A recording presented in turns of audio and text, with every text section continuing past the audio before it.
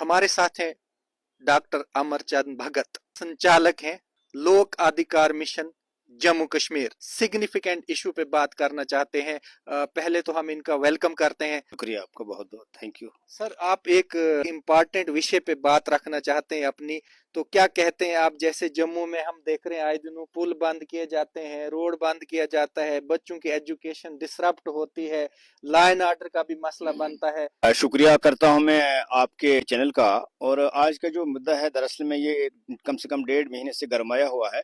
और इसमें विशेषकर जो यहाँ के बच्चे, ला वाले बच्चे हैं, वो बच्चे हैं वो सड़कों पर हैं और बराबर लगातार प्रोटेस्ट में है। और पिछले दिनों कहीं मैंने देखा उन पर लाठीचार्ज वगैरह भी हो रहा था और पकड़ कर पुलिस वाले उनको गाड़ियों में भर रहे थे। पुलिस का कोई कसूर नहीं है, क्योंकि कसूर दरअसल में पुलिस को अहकामात ऊपर से पॉलिटिकल लीडर या गवर्नमेंट के होते हैं। जहां तक इस नेशनल लॉ यूनिवर्सिटी के खोलने का सवाल है, तो हमारे मोहतरम चीफ मिनिस्टर साहब वो तो हमेशा जम्मू के आईआईटी और आईआईएम की बात करते हैं। ठीक है, इसमें खुला है, इसमें कोई हम नहीं कहेंगे कि नहीं खुला है।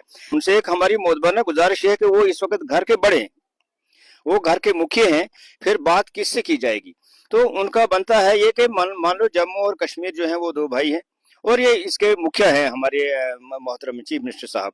तो अगर हम उस बात को लेकर चलें तो फिर कश्मीर में तो यूनिवर्सिटी 1948 में खुली थी।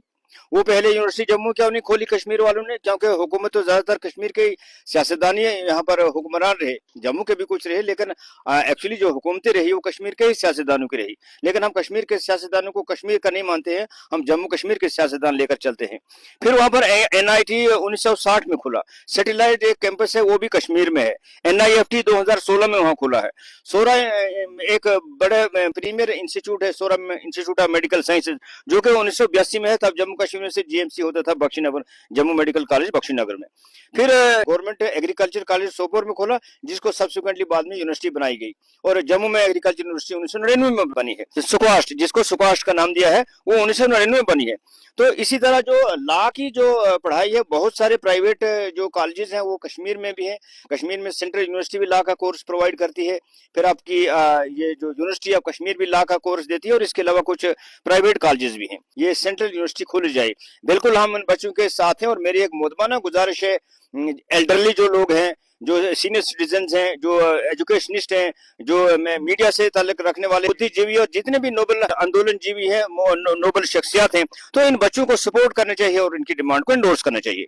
अब मेरी बिलखुसूस आज ये कि डिमांड है कि क्योंकि जम्मू में ऑलरेडी ही जैसे भी बच्चे भी कह रहे हैं कि कहीं भी खोल दो, तो कहीं नहीं, मैं तो चाहता हूँ ये कि इसको चुनाव वैली में खोल दिया जाए, एस्टवाइल डिस्ट्रिक्ट डोडा में, चाहे वो डिस्ट्रिक्ट डोडा हो, चाहे वो डिस्ट्रिक्ट किश्तवाड़ हो, चाहे वो डिस्ट्रिक्ट रामबन हो, हमें इससे कोई एतराज नहीं है। सर, क्यों चुनाव वैली में खोली जाए? क्या वहाँ कोई लॉ कॉलेज या फैकल्टी या कैंपस नहीं है? देखें, बिल्कुल वहां पर बिल्कुल नहीं है। और अगर एक्चुअली जिस प्रकार से इलेक्शन के दौरान में ये जो सरकारी ये अलग अलग किस्म की मुख्तलिफ पार्टियों के लीडर जो पहाड़ों और देहातों में जाकर वादे करते हैं कि हम आपकी डेवलपमेंट करेंगे। डेवलपमेंट का मतलब ये नहीं कि रोड बना दी तो डेवलपमेंट हो गई। डेवलपमेंट का मतलब ये है कि नया इंस्टीट्यूट के लिए वहां पर एजुकेशन हो, कोई नया इंस्टीट्यूट को अपग्रेड किया जाए, कोई नए, जैसे नेशनल लॉ यूनिवर्सिटी है, अगर ये नेशनल लॉ यूनिवर्सिटी चुनाव वैली में कहीं भी खुलती है तो उससे कम से कम कई लोगों को रोजगार होगा। यहाँ के जितने भी बाकी इजला हैं, चाहे कश्मीर के बच्चे हों, जम्मू के बच्चे हों, उनको वहां एडमिशन मिलेगी, वो वहां जाएंगे, बाहर के बच्चे वहां आएंगे, वहां से लोग जाएंगे, वहां का कारोबार बढ़ेगा और वहां पर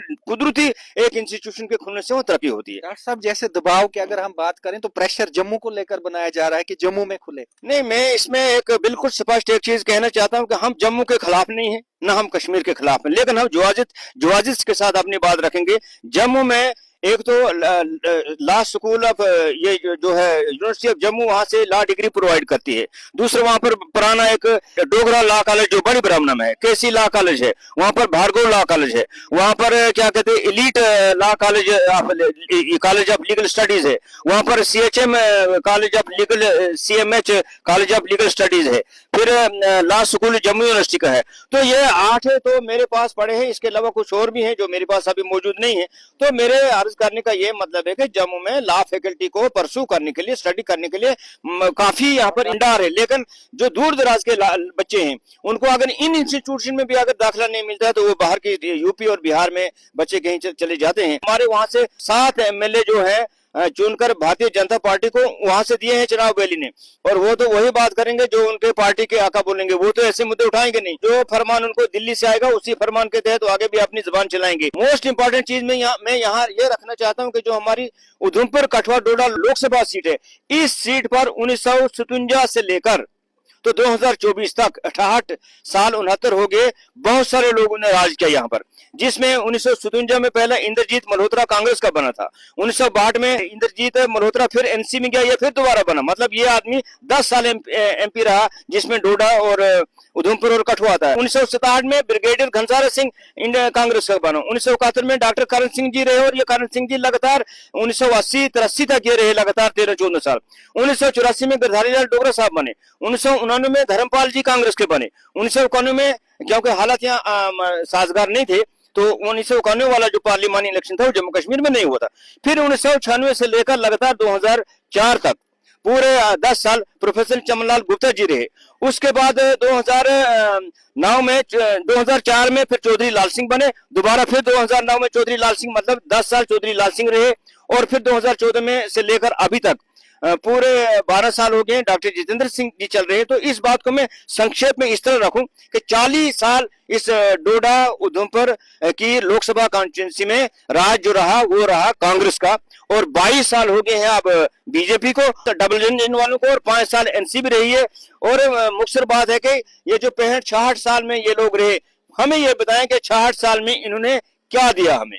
हम डॉक्टर करण सिंह जी की बहुत इज्जत करते हैं क्योंकि उनके दादा परदादा की ये खरीदी हुई रियासत है, लेकिन डॉक्टर करण सिंह जी भी मान्यवर है, वो हमारे बहुत इज्जत वाले हैं, मगर 14 साल अगर वो एमपी रहे इस डोडा भद्रवा से, तो उन्होंने हमें क्या दिया है। एक बार का मैं वाकया उनको बताना चाहता हूँ, वो बहुत बड़े आदमी हैं, हम बड़े नहीं हैं, लेकिन मैं जब एक बच्चा था, मेरी उम्र 18-19 साल की थी, तो मैं मद्रास से, मुझे कोई एक इमरजेंसी एक इनकम सर्टिफिकेट किसी एमपी से लेना था, तो चूंकि मद्रास से मैं जम्मू नहीं आ सकता था, तो इसलिए मैं बड़ी मुश्किल से साथ दिल्ली पहुंचा, किसी भी एमपी की तलाश में था कि मुझे वो एक इनकम सर्टिफिकेट दे ताकि मेरा स्कॉलरशिप वहां मंजूर हो जाए।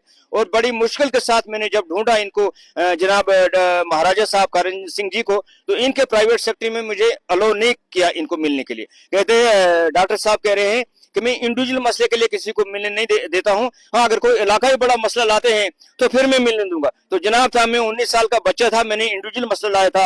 अब सर मैं 64-65 साल का एक आदमी हूं और एक इलाकाई मसला आपके पास लेके आ रहा हूं, तो जनाब अब हमें इसकी मंजूरी दीजिए। और यही बात मैं आपको 40-42 साल के बाद बोल रहा हूँ, ये इलाकाई मसला है सर, तो आप भी जो 13 साल 14 साल एमपी रहे हैं वो भी एक बात बन जाएगी, वो एक आपके पास इजाजत बन जाएगी। चौधरी लाल सिंह के पास भी इजाजत बन जाएगी, बीजेपी को तो 22 साल हो गए हैं, इनके पास भी इजाजत बन जाएगी। तो मुख्य बात है जो 65 साल आपने राज किया है डोडा उधमपुर और कठुआ की इस लोकसभा सीट पर, आपने हमें कुछ नहीं दिया है सिवाय वादों को, और आप तो मिलने में नहीं देते हैं। इसलिए सर आज एक सुनहरी मौका है, आप सभी मिलकर हमें ये दे दीजिए डोडा वालों को, तो सर कम से कम आपके लिए हम सभी को बोलेंगे कि सब ने हमें दिया। हमारी मोहतबान गुजारिश यही रहेगी चीफ मिनिस्टर साहब से, जनाब एक सेक्शन है इस एक्ट का, एनएलयू के एक्ट का कोई सेक्शन 3 है, जिसमें जनाब आप मजाल है, आप 2-3 यूनिवर्सिटी भी खोल सकते हैं। इसलिए सर ये मुकाबला करने के बदले जनाब वाली आपसे मोहतबाना गुजारिश है हम चुनाव वैली के लोगों की कि बड़ी मेहरबानी से अपने इस अच्छे दफ्तर को इस्तेमाल करें और हमारे एनएलयू को चुनाव वैली में कहीं भी खोलें।